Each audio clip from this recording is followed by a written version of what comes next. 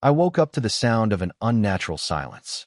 Not the kind of calm, peaceful quiet you'd expect, like birds chirping, but the kind that feels wrong, unsettling, like something was off. My private lake, which usually sparkled under the sun, looked like something straight out of a horror movie. The water, once clear and pristine, had turned into a murky, bubbling, fluorescent green. A pungent chemical odor filled the air, strong enough to sting my eyes. Then I saw it, the fish, dozens of them, floating belly up, lifeless on the surface. A heavy pit dropped in my stomach as I realized what had happened. Someone had poisoned my lake. I rushed to the shore, struggling to process the sight. The water hissed and fizzed near the edges, and the grass turned yellow where the toxic liquid touched it. This wasn't some freak accident. Someone had intentionally dumped something harmful into my lake. My mind raced. But there was only one person in the neighborhood crazy enough to do something like this: Karen Middleton. Karen, the self-proclaimed queen of our homeowners association, or as we all called her, the H.O.A. Dictator. She always had a scowl on her face, a platinum blonde bob that never moved, and a voice so shrill it could peel paint off walls when she was complaining. She'd been on a personal vendetta against me ever since she figured out that my property, including the lake behind my house, wasn't under H.O.A. control. It drove her nuts that the lake was off-limits to her ridiculous rules. For months, she'd been trying to pressure me into draining it. She'd argued it attracted unwanted wildlife, that it messed with the neighborhood's uniform look. One time, she even had the nerve to claim the lake was a safety hazard because someone might fall in. I'd laughed it off then, but now, standing by the shore, staring at the damage in front of me, I wasn't laughing anymore. I stormed back into the house, my heart pounding in my chest. I needed proof. Luckily, I had security cameras set up around the property, mainly to keep an eye on my shed. I pulled up the footage from last night and fast-forwarded through the hours. At exactly 2:47 a.m., there she was, Karen, wearing her usual pastel pink cardigan and khakis, struggling with giant industrial-sized jugs, nearly tripping as she hauled them from the back of her SUV. I watched in disbelief as she unscrewed the lids one by one and poured their contents into my lake. She moved fast, nervously glancing around like some cartoon villain. Once she was done, she wiped her hands on her pants, admired her work, and actually smiled before walking back to her car. I rewound the footage to make sure I wasn't imagining things. But no, it was all there in crystal clear high definition. Karen had poisoned my lake, and she'd done it with the satisfaction of someone who thought they'd just done a good deed for the neighborhood. A mix of rage and disbelief settled in my chest. Who does something like this? What kind of person wakes up one day and decides, I'm going to commit a federal crime because I don't like a body of water? I clenched my fists, my mind racing for options. Confronting her would be too easy. She'd deny it, play the victim, and probably twist things around. No, I needed something bigger. Something she couldn't talk her way out of. That's when it hit me, the Environmental Protection Agency. If there was one agency that took illegal dumping and water contamination seriously, it was the EPA. And judging by how my lake looked, Karen hadn't just tossed in some weed killer, she'd dumped industrial-strength chemicals. I pulled out my phone and quickly searched. Sure enough, the EPA had an emergency hotline for environmental violations. Smirking, I hit the call button. The line clicked almost immediately. EPA Enforcement Division, what's your emergency? I took a deep breath. Yeah, hi. I think my neighbor just committed an environmental crime. There was a pause. Can you clarify, sir? Oh, I can do better than that. I've got video evidence. And let's just say it's bad. The agent asked for the details, so I laid it all out. Karen sneaking onto my property, dumping unknown chemicals into my lake, and the aftermath. I described the unnatural color of the water, the dead fish, and the toxic fumes. As I spoke, I could hear the agent typing away on their end. This is serious, they finally said. We're dispatching a field team to your location. Do not attempt to clean or remove anything from the area. I grinned. Oh, don't worry. I wouldn't dream of it. After hanging up, I sat back, exhaling. This was going to be good. Karen had spent years terrorizing the neighborhood, slapping fines on people for leaving their trash cans out too long, demanding they repaint their houses over the smallest infractions. But this time, she'd crossed a line. She wasn't dealing with an H.O.A. complaint now. She was up against the federal government. I spent the rest of the morning backing up the footage in multiple places. I even sent a copy to my lawyer just in case Karen tried any legal nonsense. By noon, I heard the unmistakable sound of heavy vehicles pulling up my driveway. Peeking out the window, I saw them, 2 black SUVs with government plates. Men and women in suits stepped out, their expressions serious, carrying equipment and testing kits. The EPA had arrived. And Karen? She had no idea what was coming. The first sign that Karen was about to have the worst day of her life came with the arrival of the EPA. 2 black SUVs with tinted windows rolled up my driveway, their engines humming with quiet authority. The doors opened in perfect sync, and out stepped 3 agents in dark suits, their faces set in professional indifference. One of them, a tall man with sharp eyes and a clipboard, scanned the property before stepping forward. I leaned against my porch railing, sipping my coffee like it was just another peaceful morning. But inside, my heart was pounding with excitement. This was the kind of moment you didn't just live through, you savored. The agent introduced himself as Agent Brooks from the Environmental Protection Agency's Enforcement Division. His no-nonsense tone made it clear he'd seen situations like this before, but the way his brow furrowed as he surveyed the lake told me he'd never encountered something so blatant.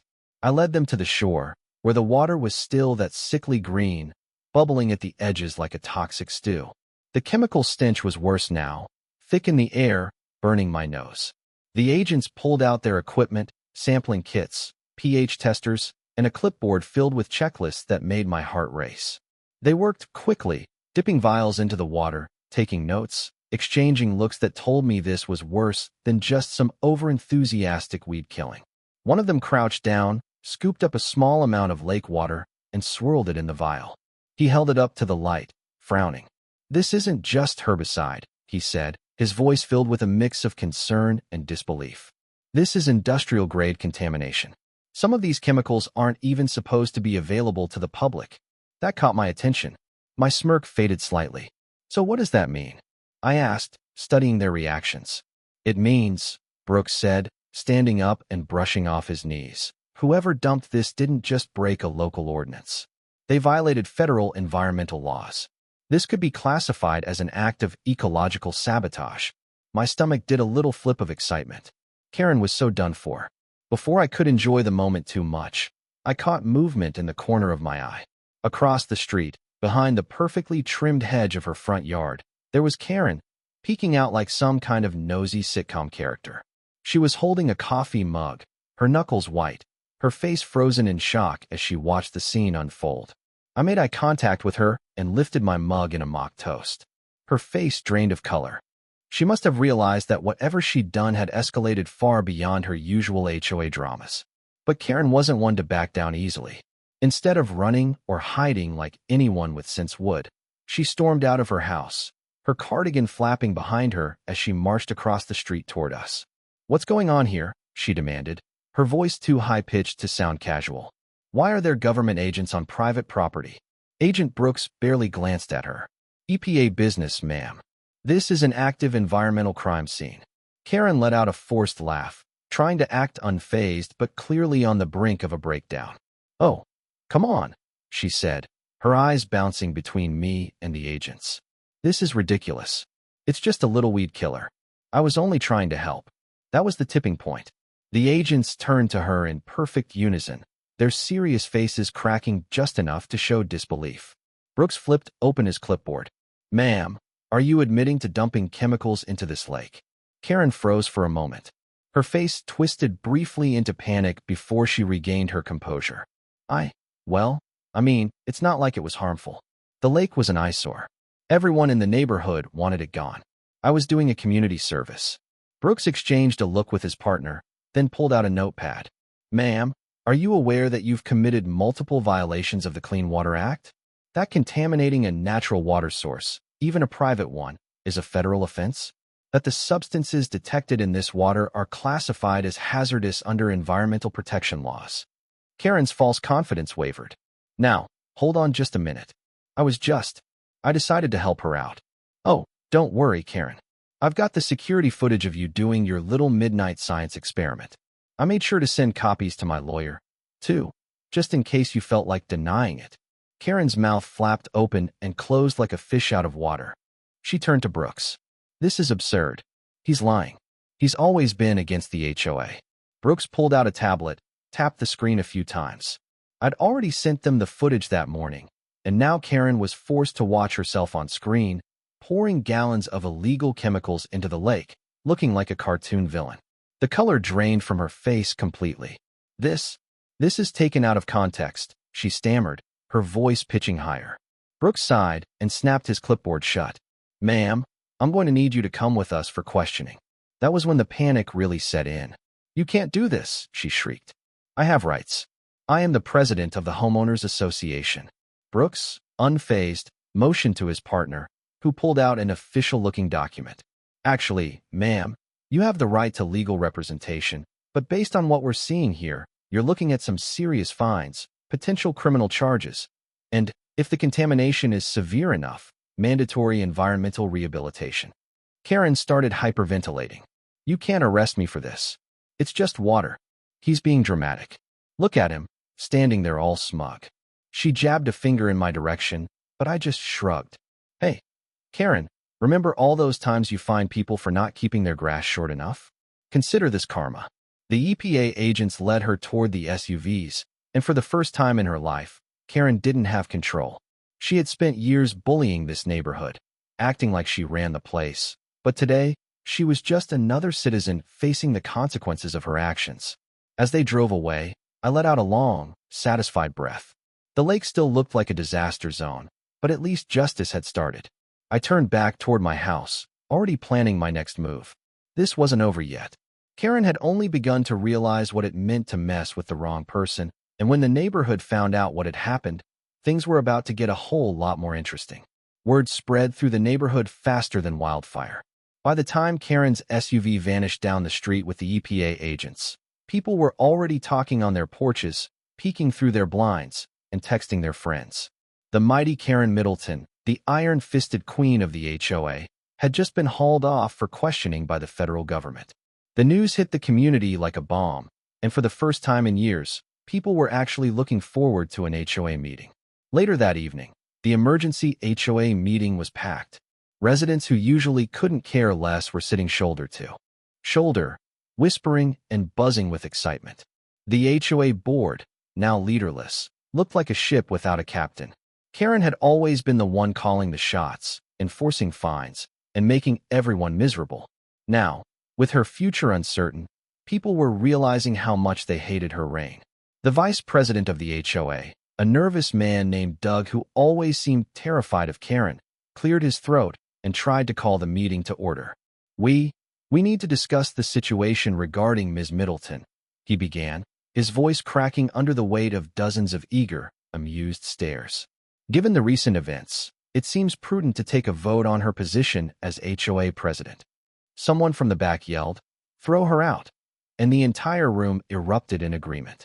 Doug raised his hands, trying to regain some control, but the decision had already been made.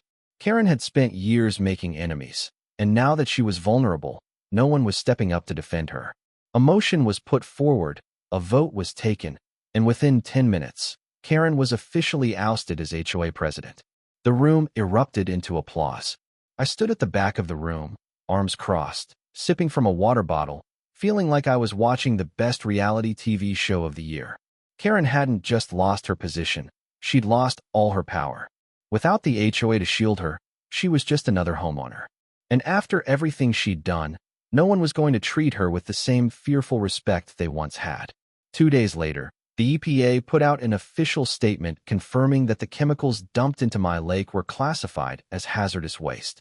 The cleanup would take weeks, and the fines would be astronomical. And the best part? Karen was personally responsible. Her claim that she was helping the community didn't stand a chance against federal environmental laws. The H.O.A. wasn't liable for her actions, which meant every cent for the cleanup and penalties was coming straight out of Karen's pocket. I made sure to be outside when she got home. She stepped out of her car, looking like she'd aged 10 years since this all started. Her usual smug expression had been replaced with one of exhaustion and desperation. She spotted me sitting on my porch, hesitated for a second, and then marched toward her house with forced dignity. "Welcome back," I said, sipping my coffee. She shot me a glare, but didn't say anything. It was obvious she'd been humbled, but not enough to admit she was wrong. The following week, she kept to herself. Normally, Karen strutted around the neighborhood like a queen presiding over her subjects, but now she was a shadow. Whenever she went outside, people stared. Some whispered. A few even laughed. Her downfall became the talk of the neighborhood. But the best moment came when the EPA workers arrived to start the cleanup. They set up their equipment, unloaded hazardous waste disposal materials, and then, much to my amusement, called Karen over. She stormed across the lawn, looking like she was about to tell them to leave. But the lead EPA agent handed her a clipboard and pointed to a section of the cleanup area. As part of your settlement agreement, you'll be assisting in the remediation process, he explained. This is a supervised cleanup, and failure to comply could result in additional legal action. I nearly choked on my drink.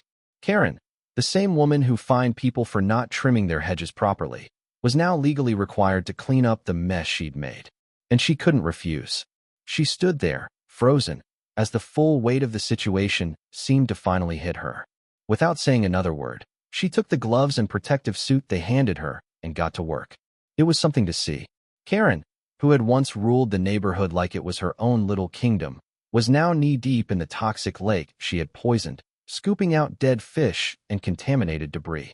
The EPA workers kept a close eye on her, making sure she followed the proper steps. Every so often, I'd hear her muttering under her breath, probably cursing my existence. I couldn't resist capturing the moment. A few photos, a short video, nothing too intrusive, just enough to mark this moment in history. Then, because I couldn't help myself, I posted a short clip online with the title, H.O.A. Karen finally cleans up her act. It went viral almost immediately. The comments came pouring in. People who'd never even heard of our neighborhood suddenly had strong opinions about Karen. Some dubbed her the H.O.A. Dictator, others the Lake Killer. Memes started circulating. It was glorious. Karen, of course, tried to play the victim. She claimed everything had been blown out of proportion, that she was being unfairly targeted, but no one was buying it. The EPA didn't arrest people over misunderstandings. Within a month, the lake was nearly restored, but Karen's reputation? That was another story. The H.O.A. kept moving forward without her, making the necessary changes to the ridiculous rules she'd once forced on everyone. People started to enjoy their homes again without the constant fear of her absurd fines. The community had never felt so united, sharing in the collective joy of watching her downfall. As for Karen, she didn't stick around for long. The combination of fines, legal fees, and public humiliation proved to be too much for her. One day, out of nowhere, a for sale sign appeared on her front lawn. A few weeks later, a moving truck showed up, and Karen, her face full of anger and defeat, packed up and left without a word to anyone. People gathered to watch her go, waving her off with the kind of smiles that only come when justice has been served. I stood by my lake, now clear and healthy once again, watching as her car disappeared down the street. There was no dramatic showdown, no final words. Just a simple, quiet end to her reign of terror. As the sun set over the water, I took a deep breath and smiled. The lake was mine again.